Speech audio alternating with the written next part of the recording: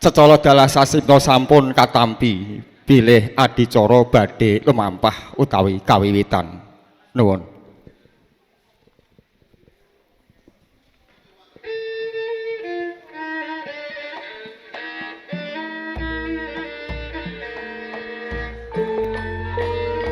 Assalamualaikum warahmatullahi wabarakatuh.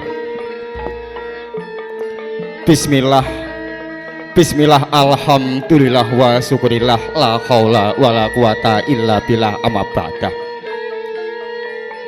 Nuwun kula nuwun sangya para sesepuh pinisepuh ingkang hanggung hamestuti dhateng peparing ingkang pantes kinabekten. Pinangka purwakaning atur sumangga langkung rumiyin kula dherekaken hangunjakaken puja lan puji syukur ngarsanipun Gusti ingkang murbeng dumadi, ingkang sampun paring kanugrahan satemah panjenengan sedaya saha kula saged kempal manunggal ing sasana punika kanthi winantu ing suka rahayu. Mugi-mugi kawilujengan saking Gusti ingkang Maha Mirah sanintyosa kajiwa kasarira ing jiwangga panjenengan sedaya saha kula sumarambah sagung keluarga widodо niskala. Salajengipun mugi linepatna ing deduka tinebehna ing salwiring sesendu. Dene kula jejering pambira derek pitepangan Cakyono pinangka pratitisaken rantamaning adicara ingkang badhe lumampah. Lumarap matur hangemil kampardikan panjenengan sadaya anggenya nembe eca sakeca wawan pangandikan. Nun inggih karana awrat mundi dawuh saking panjenenganipun Bapak Sulaiman Dalah Ibu Kartika.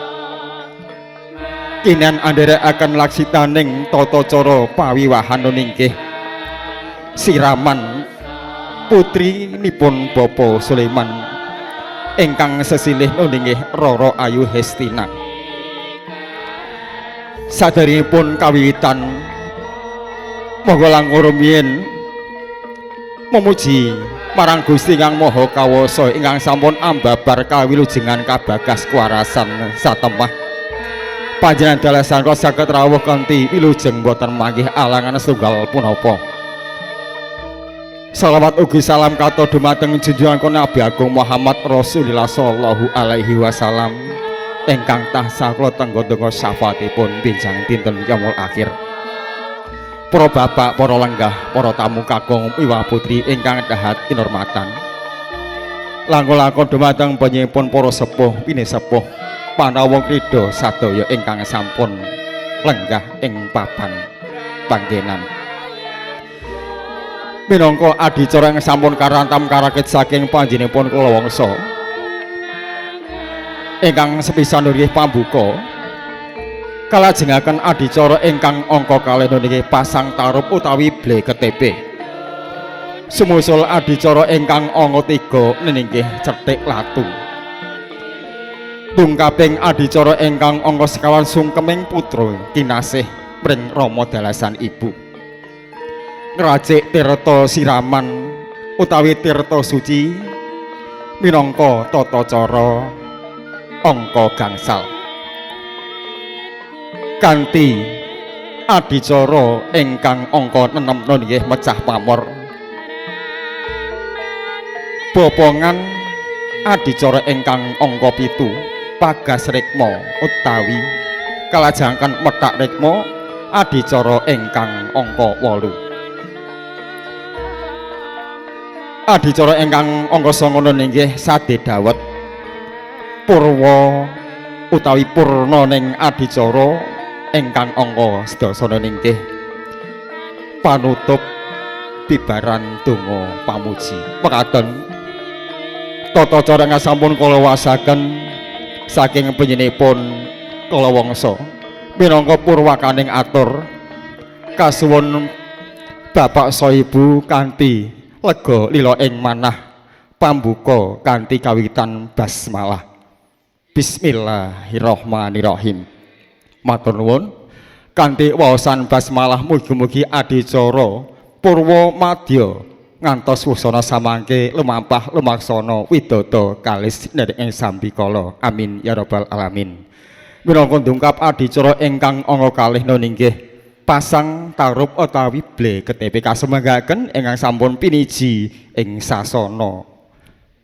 Sakiya adi lenggah ingkang satuhu kebak ing berkah tungkap tumapak ing tata cara pasang tarup ingkang badhe tinengeran kanthi hamasang KTP awit saking punika Bapak Soleman telah garwa kepareng jengkar saking palenggahan ngasta KTP sesarengan kang garwa wondene sawuntatira kadherekaken putra kaneman kekalih ngasta bagi ampil wadah jangkepipun tetuwuhan tumuju ing gapuraning wisma saperlu hangadani tata cara pasang tarup lampaira kairing swaraning gending ayak umbul donga laras pelok patet barang.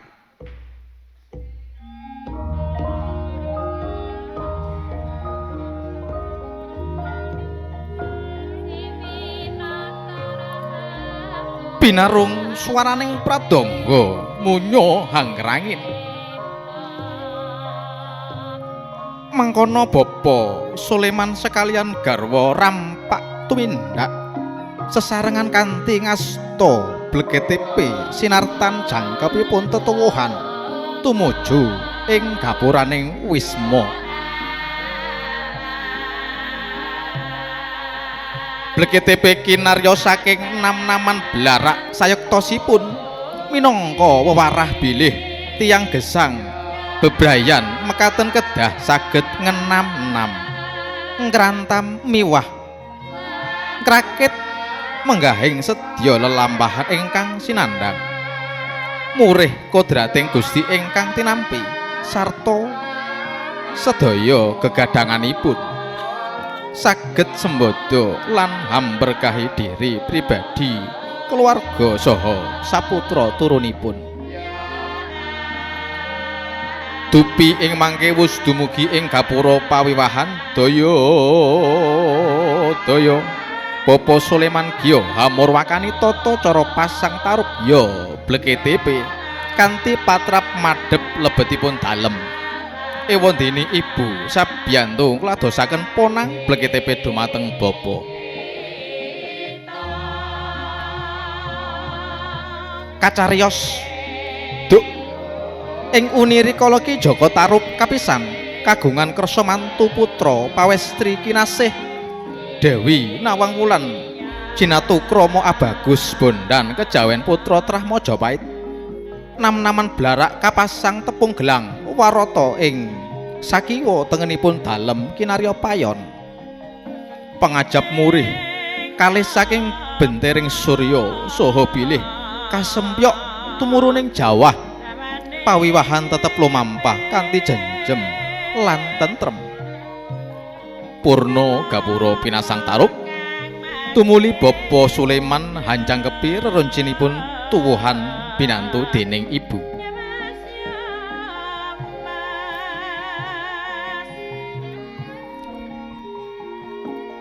kanthi majang cengkir gading lan pari wulen sarta hambuka krukuping pisang raja sepuh satuntutipun ingkang mengku pralambang gegayuhan luhur kanthi pangajap Roro Hestina dados titah ingkang pinaringan derajat pangkat ingkang inggil kasembadan dados tepa palupining gesang bebrayan tuntut gegabaran jantung ngemut panggegadang mugi pinaringan panjang yuswa temah tuntas nindakaken dar maning gesang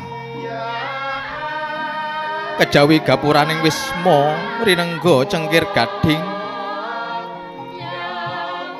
tebu wulung miwah sakwernining tutuwuhan ugi sinangkepan maneka warni wujuding ron kadosta ron waringin kluweh kemuning alang-alang ron apa-apa.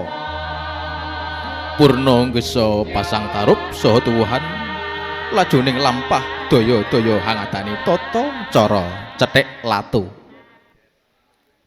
Dumateng Ibu Juru Sembogo utawi manunggu kredit ingkang sampun kapiji amratitisaken lampahipun Bapak Soleman Talagarwa tumuju palenggahan ingkang sampun kasawegakaken badhe hangayai tata cara cethik latu. Dumateng para tamu ingkang sampun nampi dedaharan saged pun dahar kanthi eca tersekeca. Tata cara pasang tarup sampun paripurna ing mangki tumuli badhe hangadani tata cara cethik latu ingkang menika katur Bapak Soleman kepareng kula dherekaken tumuju sasana upacara kanthi larasing gending ketawang tumadah laras pelok pathet 6.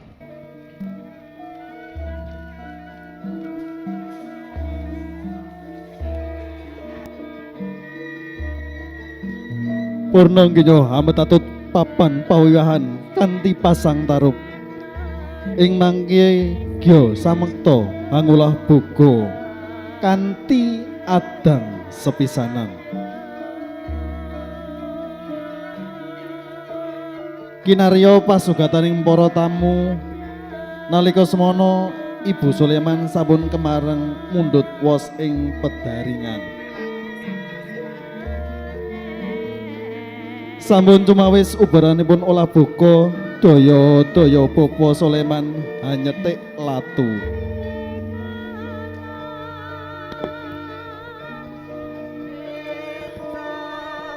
Ibu Soleman kepareng adang sepisanan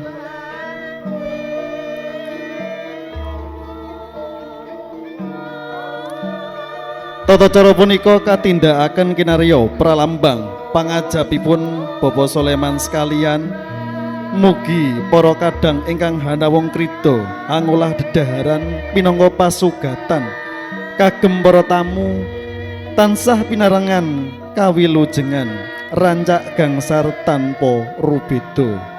Satemah dados pasugatan ingkang miraos kacakepan sedayanipun jumbuh kalian kabetahan. Purna gatining titilaksana cethik latu saha adang sepisanan tumuli hangadani tata cara siraman.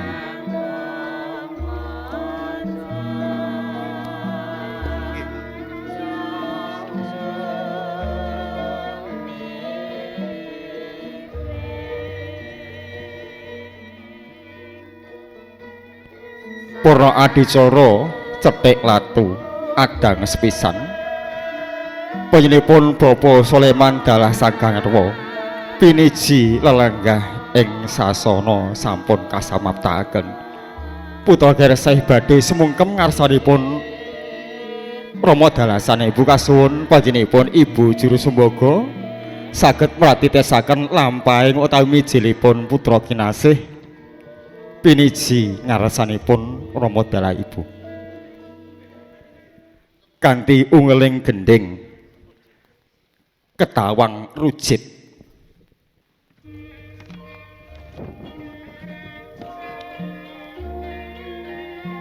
Us kepareng lenggah Bapak Soleman Talagarwa ing sasana piniji. Mangkono calon pengantin putih nenggih Roro Ayu Destina. Rebebeh lampah ndodok. Sak mangke ngarsanipun Rama dalah Ibu.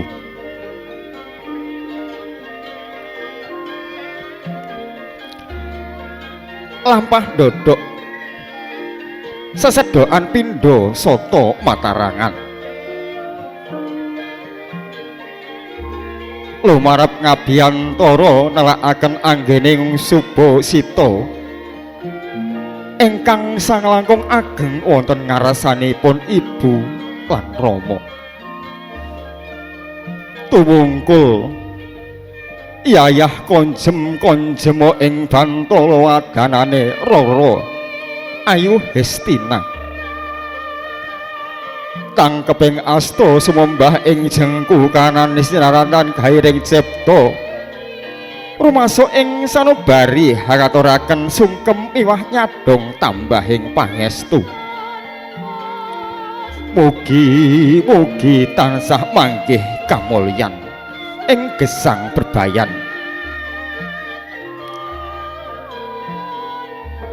Purna sumungkem ngarsanipun Rama nyuwun idi pangestu. Lumengser ngarsanipun sang ibu sembah kalbu dodok tumungkul ngarasanipun ibu leres nendang mayang. Ibu Rama sawusnya sinembah dening putra pawestri kinasih Rara Ayu Hestina sakala angelus ngelus paminggananira kanthi rasa asih sutresna. Sinaratan paring puji pandonga mugia putra pawestri kinasih sembada kang sinetya jumbuh kang kinayuh.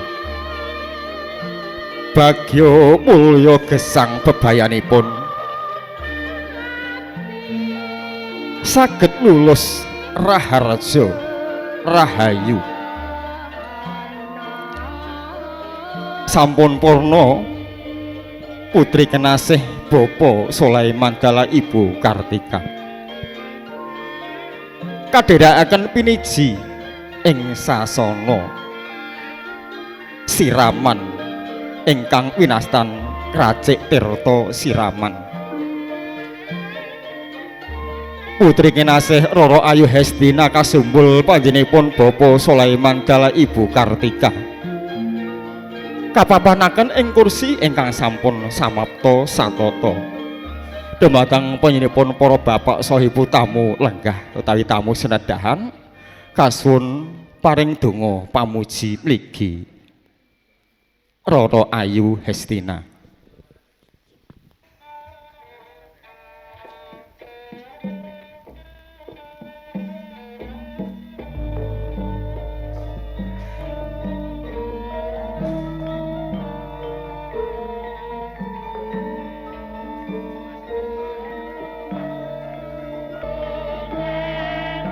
Para tamu kagum semawana putri ingkang kinurmatan.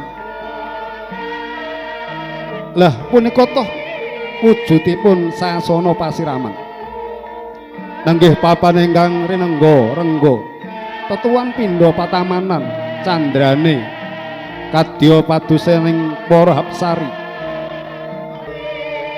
Wus cumawis tirta suci kang kapendhet saking tuk pitu. Setunggal baka setunggal arsa karacik dening Bapa Sulaiman ing Jembangan Pasiraman.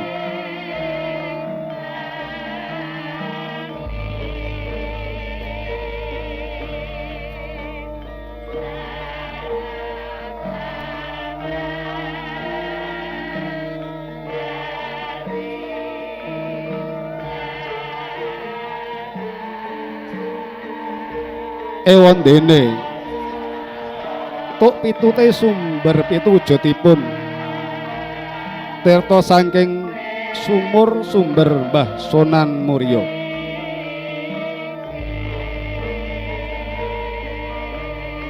Salajengipun sumber saking Mbah Sunan Kudus dene ingkang angka 3. Tuk sumber saking Mbah Sunan Kalijaga Demak Bintoro. Dene tuk sumber salajengipun saking tuk sumber Mbah Sunan Ngerang Juwana.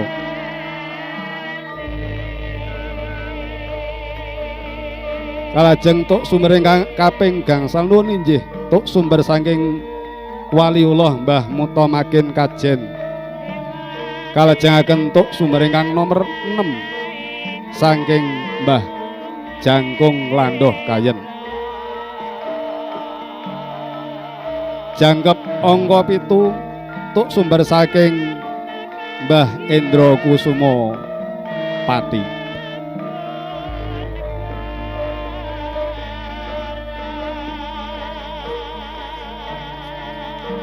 sawus nyotaya pitu kasuntak telas tumuli pinaringan Sekar Sri Taman inggih mustikaning Sekar Taman awujud mawar abrit petak melati kandil miwah kenongo serta samusul sangkir gading sajudo kalebetaken wonten gentong gegambaran karsinanipun titah jalu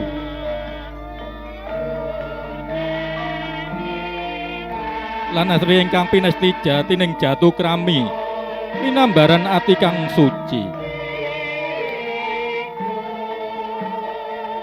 sedaya wis manunggaling gentong pasiraman katingal kambang kumambang endah sinawang rinengga mustangkaning kembang setaman sasuwuking gending ingkang kapireng badhe kasuwunaken donga mugi tansah jinangkung nugrahing Gusti pramila monggo swasana kadamel jenjem lerem sawetawis saperlu manunggu puja kunjuk ngarsa dalem Gusti ingkang murbing dumadi muris siram jamas kasembadan wiljung tanpa pambeng dumateng ingkang kajibah mangarsani donga Kyai Kusnadi sarjana hukum sumangga kula aturaken. Assalamualaikum warahmatullahi wabarakatuh.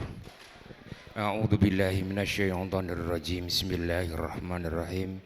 Alhamdulillahi rabbil alamin hamdan syakirin hamdan naimin hamdan yuafi ni'amah wa yukafi mazidahu ya rabbana lakal hamdu kama yanbaghi li jalalika wasikal karimi wa azimi sultanik.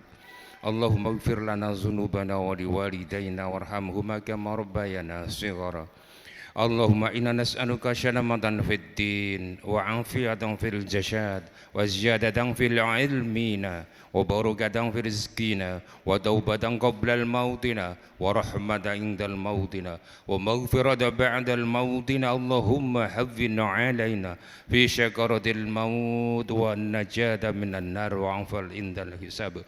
Rabbana zalamna anfusana wa illam taghfir lana wa tarhamna lanakunanna minal khasirin. Rabbana atina fid dunya hasanah wa fil akhirati hasanah wa qina adzaban nar. Wassalamun alal mursalin walhamdulillahi rabbil alamin. Wassalamualaikum warahmatullahi wabarakatuh. Punaning astungkara mugi dadya terta suci prawetya ati kinarya sarana siram jamasing calon pengantin sageda angicali saluwiring sukirta kang sinandang temah suci lahir lan batine. Panataya siraman binergahan puji pandonga salengipun Bapak Sulaiman mundhut toya separingan widadaran ing Bokor ing Cinawis. Purnataya siraman binergahan puji pandonga salengipun Bapak Sulaiman mundhut toya saperangan winadan ing Bokor kang Cinawis. Arsa kakintun dumateng calon besan kinarya sarana siram jamasing calon pengantin kakung pramila dumateng Duta Tirta inggih Bapa Priyambada sekalian kepareng hanyaket saperluhan nampi tirta suci prawetya adi.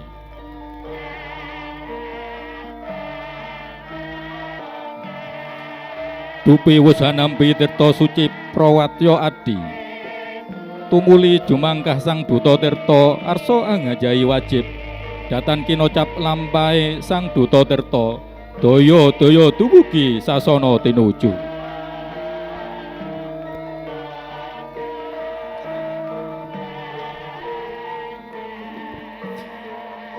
Calon pengantin putri sampun siaga sesuci kanthi siram jamas. Siraman kawiwitan Bapak Sulaiman ingkang minangka dadya lantaraning tumuwuh kepareng sawega ing gati ngasta siwur isi toya prawitya adi.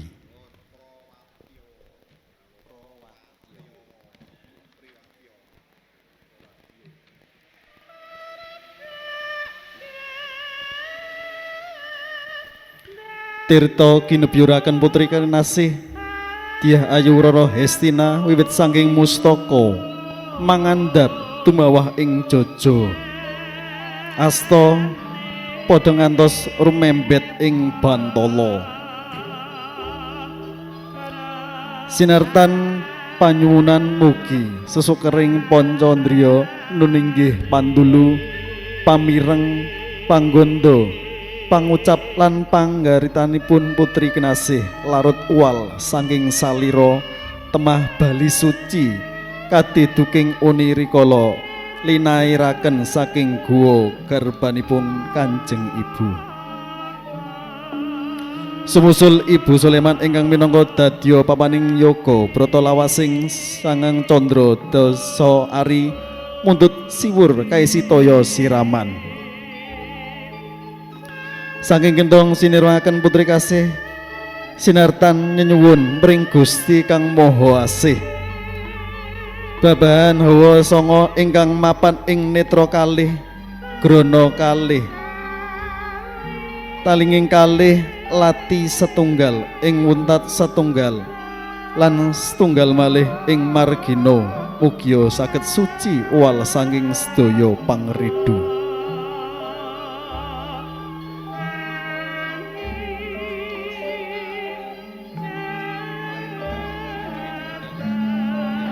Dumateng Ibu Niken kasuwun nderek nyirami Rara Ayu Hestina.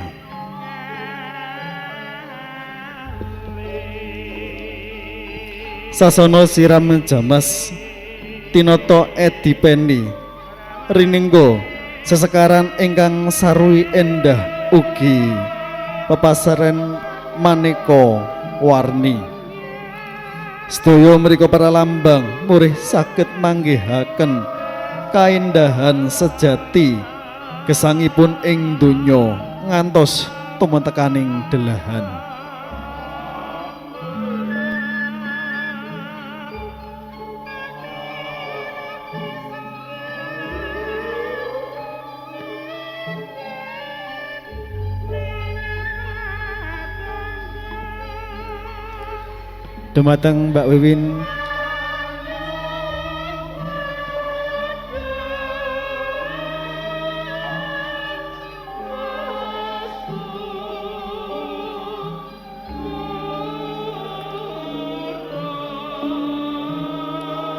Dumateng Mbak Wiwin kula aturi nderek nyirami Rara Ayu Hestina.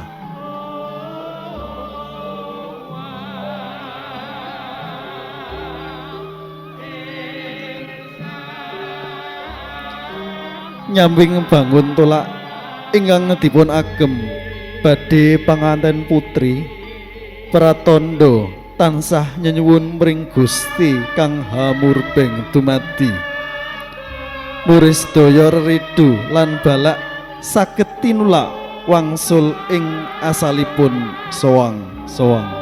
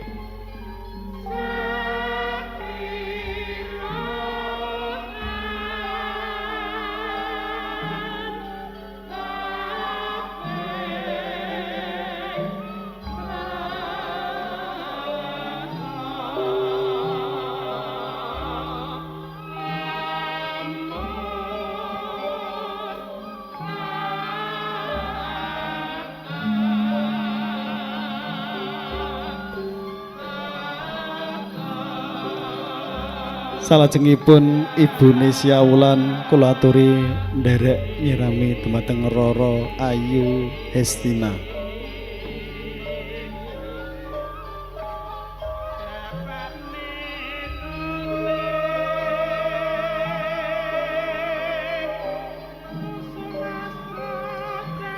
Sekar melati rinonce cangkrik kawung krenggagani pamindanipun Rara Pregiwa sekar melati awarna seta kinarya pralampita sujening diri lan pakarti ewadene cakrik kawung minangka kegambaraning watak andhap asor Anuraga liripun wonten ing panggesangan mangke supados titah saged hayem tentrem anggadhahi watak andhap asor Anuraga serta sedaya patrap lan tumindak dipun landhesi sucining diri lan pakartinipun.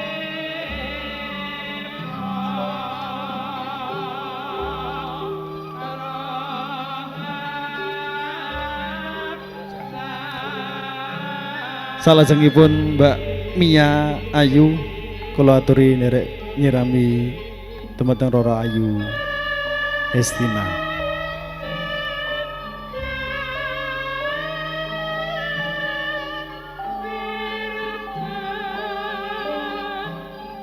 Pancataning suku linemean nam-naman janur tuwin blarak warsuh dados sawiji ingkang winangun pojok papat pepetan makaten kinarya pralampita pepetenging para luhur bilih manungsa tumita ing jagat raya lumampaking bebrayan agung kedah saged ngenam ngrantam lan ngrakit sedaya lelampahan ingkang badhe dipun lampahi supados jumbuh kang ginayuh sembada kang sinedya.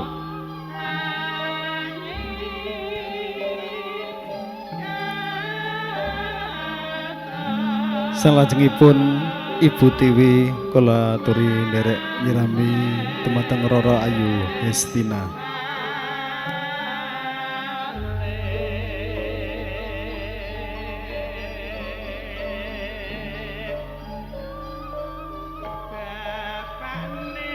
Papan palenggahan siraman linemean ron waringin ron koro ron alang-alang ron dadap serep kloso sarta kinarukup mori warna seta sedaya kono walu minangka kinarya pralampita pepenget tumrapipun badhe panganten lenggah ing tengahing bebrayan agung kedah menep ing cipta rasa budi lan karsane tansah ngayom miring panguwasing Gusti murih uwal ing sakara-kara senajan tiya mekaten kedah tansah enget bilih titah gesang menika wonten ingkang hanitahaken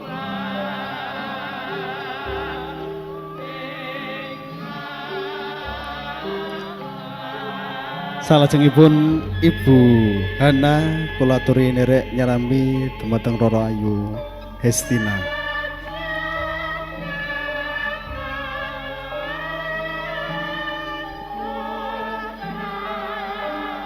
Sekar ing gendong siraman dumadi saking mawar abrit mengku pralambang pawestri wondene mawar petak pralambangipun kakung liripun ing ari punika sampun kinodrat dening Gusti bilih jalu lawan estri manunggal dados sarara lelantaran tuwuhing wiji dumadining titah ing madya padha dadya pepenget ugi dumateng para pangembaning budaya Jawi bilih jejering titah kedah tansah bekti dumateng tiyang sepuhipun.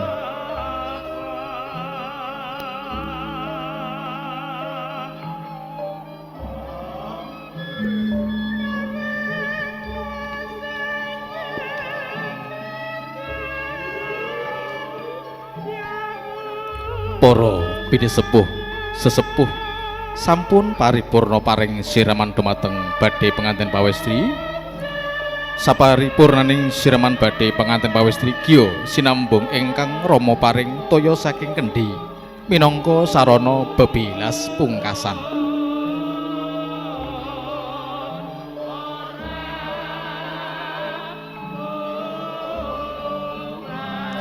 toya kendi kinucuraken kanthi gangsar lancar datan wonten kendhatipun ngantos toyanipun telas gusis tanpa telas. Ingkang mekaten sayektos minangka pralampita panyuwunan mugi lampahipun ingkang putra ing gesang bebrayan saged tansah wilujeng boten manggih sandungan setunggal menapa ngantos puputing yuswa sarta wilujeng ing delahanipun.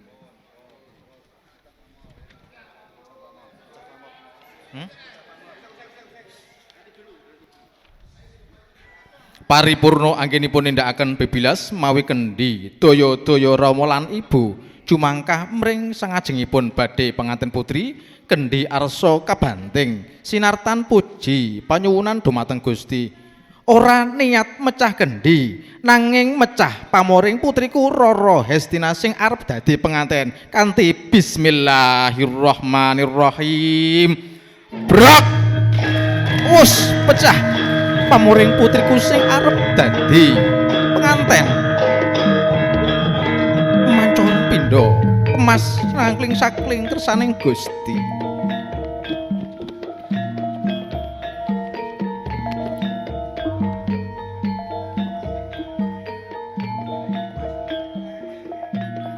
Ponang kendhi ambyar dadya sawalang-walang ing Batala.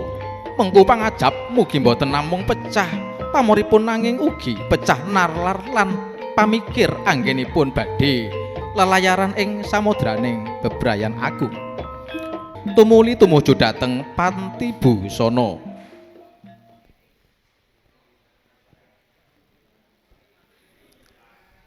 Laksitaning lampah tumuju panti busana penganten kanthi binayong dening ingkang rama.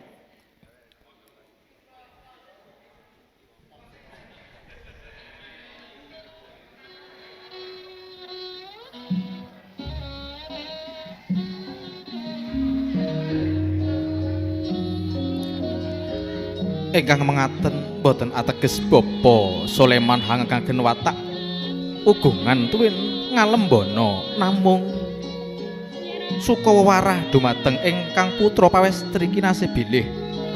Bapa Soleman minangka jejering tiyang sepuh tuhu kagungan katresnan ingkang datan wonten telasipun.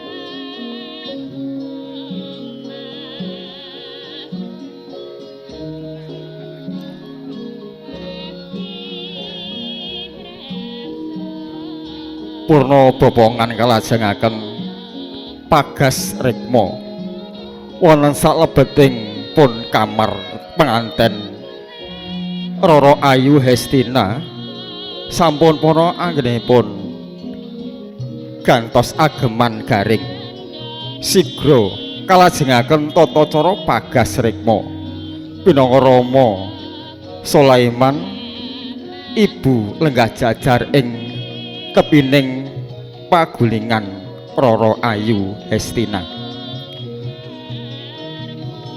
Lenggah jenggo ing ngandhap ngungkuraken Rama lan ibu sarwi ngantos bokor alit ingkang isi toya lan sekar triwarna. Bapa Sulaiman magas pucuk ing rikma ing tigan panggenan pinilih kiwa tengen lan wingking.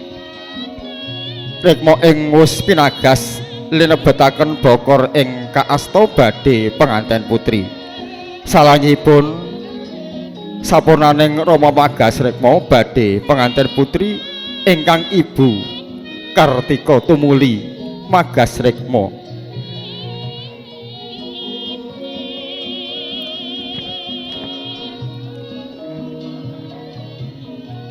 Pangkaten lumampah adicara bagas rikma.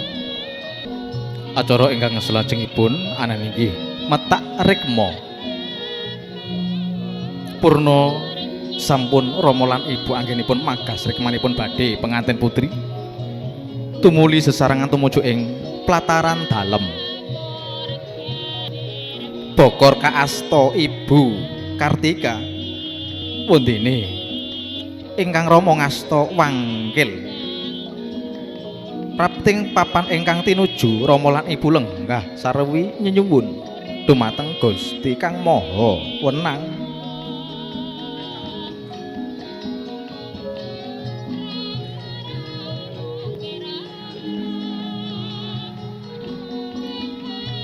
Mugi susuker ingkang sampun kapetak jero ing salebeting siti menika benjing tuwuhipun dumateng ingkang putra turun arupi kesaenan temah dados titah ingkang pantes tinulada mring sasama.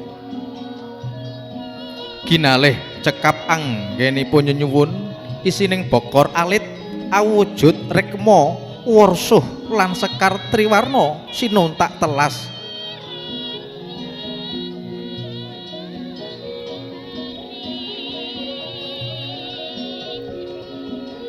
Paripurna pametaking rikma Rama Ibu laju tumuju sasana lenggahipun. Para tamu ingkang kepareng rawuh anjenengi rerangkening tata cara.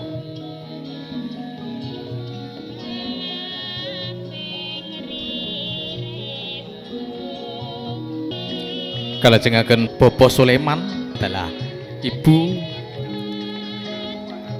Kartika badhe dulang ingkang putra inggih Rara Ayu Hestina sinambi ririh kawedhar pangandikanipun. Nger anakku kang banget dak tresnani. Iki ana rejeki peparinging Gusti resepana ya Nger.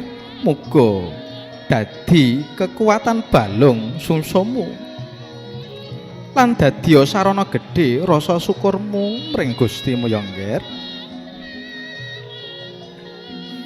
Matur nuwun Bapak, matur nuwun Ibu, mugi dadosaken reseping manah kula.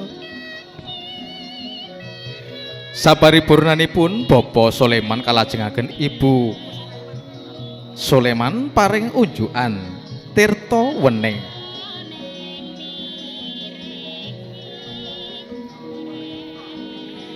Sayektosipun ingkang pinaringaken namung cekap tirta wening ingkang mengkono warah sinandhi supados ingkang putra sembada nggayuh rejeki ingkang agung nugrahaning Gusti linambaran patrap prasaja kiwala.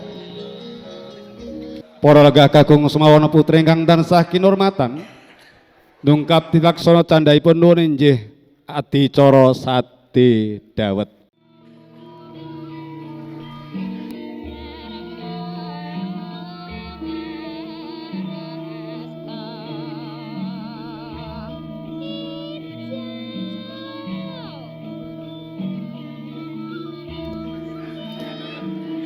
Ladrang Sri Rejeki wus ngangkang ngumandang ing awang-awang karya reseping sasana pawiwahan asung panjurung lampahing tata cara pungkasan hangimbawa warah dalem ing Keraton Surakarta Hadiningrat inggih menika tata cara dodol dawet.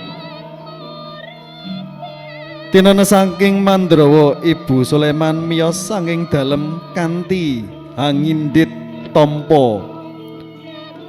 Parandene Bapak Sulaiman kepareng ngasta songsong hamayungi ingkang garwa lumaksita lon-lonan tumuju sasana sade dawet.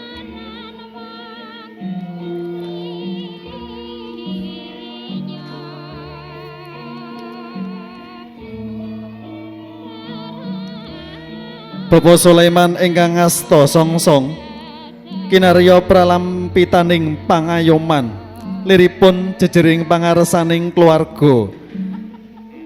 Imam keluarga anggadhahi wajib dados pangayomaning garwa saputra turunipun. Rinten pantaraning dalu ugi tansah kedah enget tansah ngayom dumateng Gusti kang hamurbeng dumadi. Murid diri miwah putra turun sedayanipun saged wilujeng ing donya praptaning delahan wonten ibu ingkang ngindit tampa kinarya pralambita bilih kodraning prawestri. Kados pundi raos dawetipun bapakne? Bapak Soleman paring wangsulan seger. Bune sumrambah nyukupi wong saomah. Liripun supados daya keluarga ingkang ngunjuk dawet manggihaken saged hawit saking nugrahaning Gusti Pamurubeng Rat.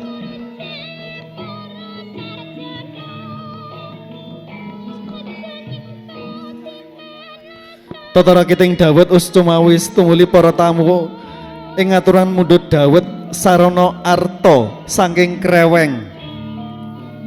Wawarah sinandi ingkang kinandhut bilih manungsa gesang ing madya padha menika cinipta dening Gusti saking lemah utawi siti. Lamun benjing sampun dumugi tumawahing wanci pungkasaning lampahan badhe wangsul nyawiji kalian siti malih pramila rinten dalu kedah tansah ingat manembah dumateng Gustinipun nindakaken sedaya dawuhipun lan nebihi sedaya awisanipun. Pakarti tama ingkang mekaten mambrih murih wilujeng ing donya raharja ing alam langgeng. Dawet ingkang sinati dumadi saking Trisarana nenggih santen juruh kalawan cendol. Santen ingkang haraos gurih saha juruh ingkang raosipun manis suka gegambaran kamulyaning gesang.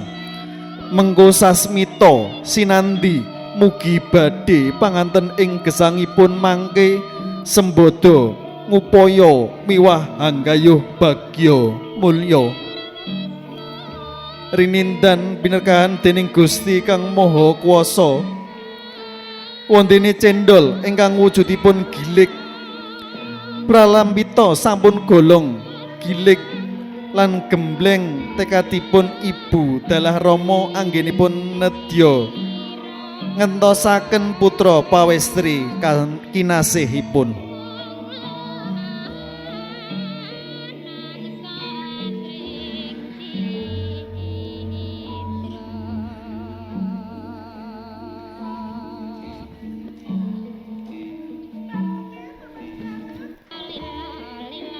Mila tata cara sade dawet kapapanaken ing urut wingking piyambak warahipun para leluhur murih pucak ing labetan sageta nindakaken wajib darmaning agesang.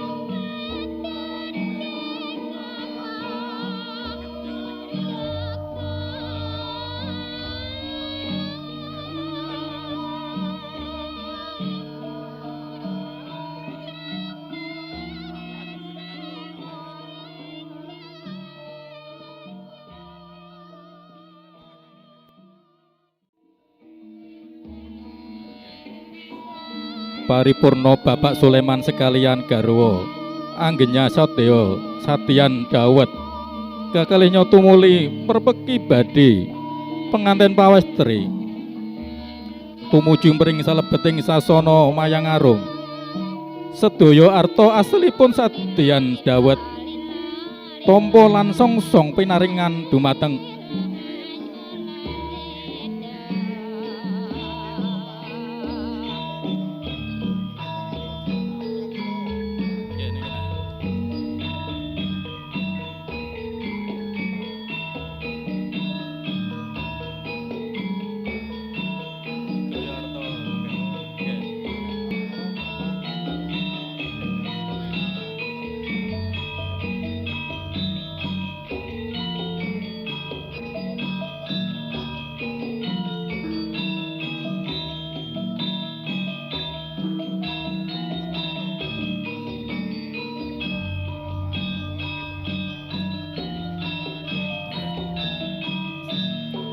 kawis tara Bapak Sulaiman ngetang arta aslipun Satyan Dawet.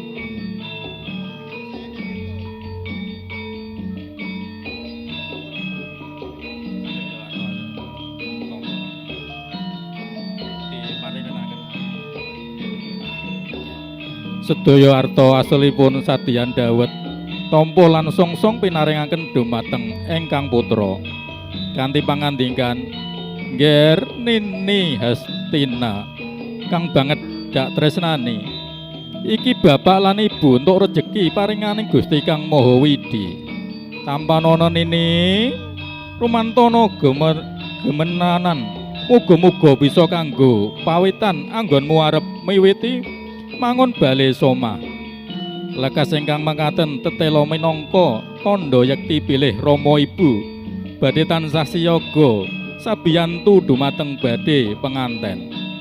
Lamun sawanci-wanci wonten bot repotipun keluarga ingkang winangun sadaya tinampi dening ingkang putra laju kasingintaken wonten entong. Mangku warah bilih Rara Hestina tansah minu dawuh dayipun Ibu Rama. Tansah nampi kanthi suka gumbiraning manah tumrap sedaya peparinganipun Ibu Rama. Dadosa sarana tumidaking kanugrahan saking Gusti Kang Maha Kuwasa. Para sepuh pilih sepuh ingkang hanggung hamestuti dhateng peparing kautaman tuhu pantes binektenan.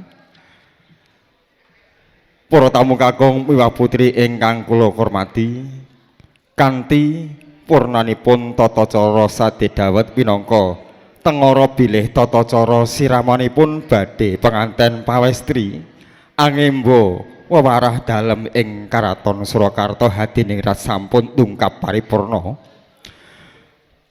lumantar kula Bapak Sulaiman sekalian garwa ngaturaken panuwun ingkang tanpa upami anggenipun hawit para tamu sampun kepareng rawuh hangestreni tata cara siraman menika ngantos paripurna langkung-langkung dumateng para sesepuh ingkang sampun paring pandonga miwah berkah siraman dumateng Rara Ayu Hestina. Awit sedaya kasadèripun para tamu kala wau Bapak Sulaiman boten kuawi atur lelintu menapa-menapa kejawi namung nyuwun dumateng Gusti ingkang Maha Asih. Mugi-mugi kapareng paring leliru ingkang sakalangkung ageng tumandak dumateng para tamu sedaya. Salajengipun Bapak Sulaiman dalah ibu nglenggana anggenipun nampi rawuhipun para tamu kathah kirangipun langkung-langkung bapa babagan subasita lan tata krami pramila lumantar kula nyuwun agunging pangaksama usana akhiru kalam wallahu muwaffiq ila aqwamit thoriq. Wassalamualaikum warahmatullahi wabarakatuh. Nuwun.